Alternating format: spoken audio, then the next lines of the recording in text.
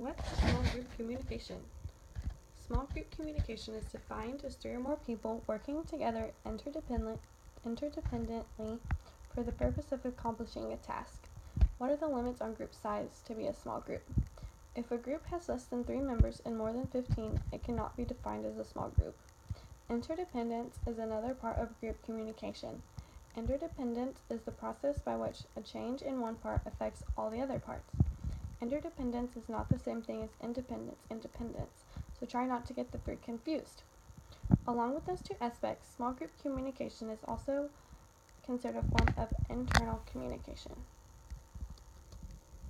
Features of a small group. Now that we know what a small group is, we need to know the 6 key features of a small group. Group size, like mentioned before, between 3 and 15 people is ideal. Interdependence, a change in one part affects the others. Task, activity that the solution cannot be reached without participation from the whole group. Norms, the guidelines and rules implemented for the group when it comes to achieving the task. Identity, psychological and physical boundaries that distinguish a group member. Group talk, type of communication in which group members engage. Teams. So, now that you know what is involved in small groups, we can learn about what small groups can evolve into, which ideally is teams.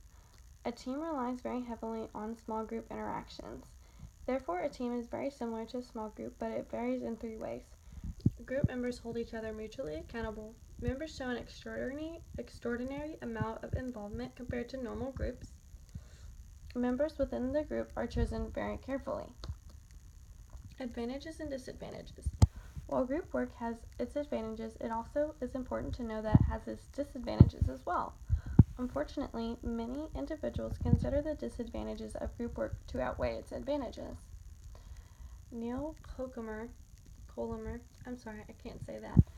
an article about the advantages and disadvantages of group work in a classroom situation. He stated that much of the conflict in work groups in the classroom arises from different attitudes toward the work group experience. Each student may have different academic goals. It is understandable that everyone that is a part of the group are going to have different outlook and attitude about the group work, but they need to set them aside in order to have a positive outcome with the project.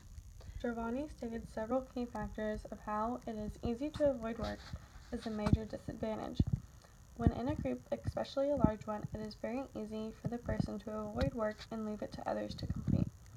It is possible to avoid your part in your small group when we are working with others, but it is important to participate and stay focused. If everyone is focused and participating equally, then your group task will get accomplished in a timely manner. The roles and responsibilities of the leader and the individual members working within a group or team are examined. The word role refers to how a person will behave and what function they will perform within the group as a whole. Group member roles: an established and repetitive pattern of communicative behaviors that members expect from each other.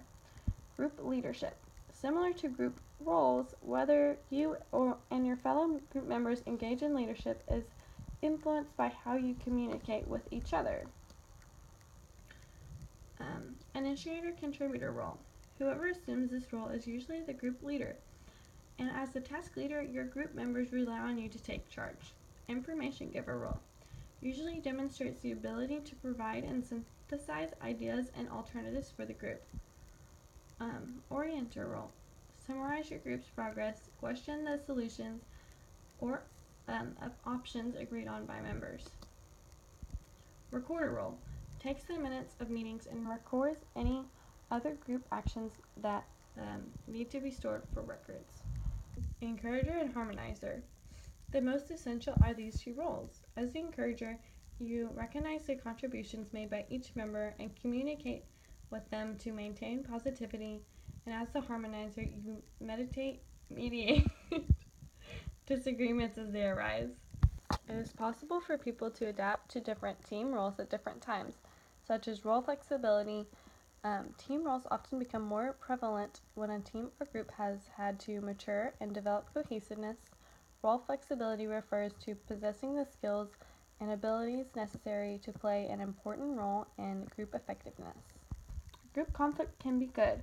In most groups, there can be some conflict, but it can also help and be beneficial to the group because it can help spark up ideas. Small groups can help members think of different viewpoints and ideas they might not have otherwise considered on their own. Group conflict continued. Group conflict can help members talk out their ideas with the group and can help you compare your ideas with theirs, and it can help reinforce your ideas to make them better or give you a different look on the situation and bring different ideas and viewpoints that you may have overlooked before.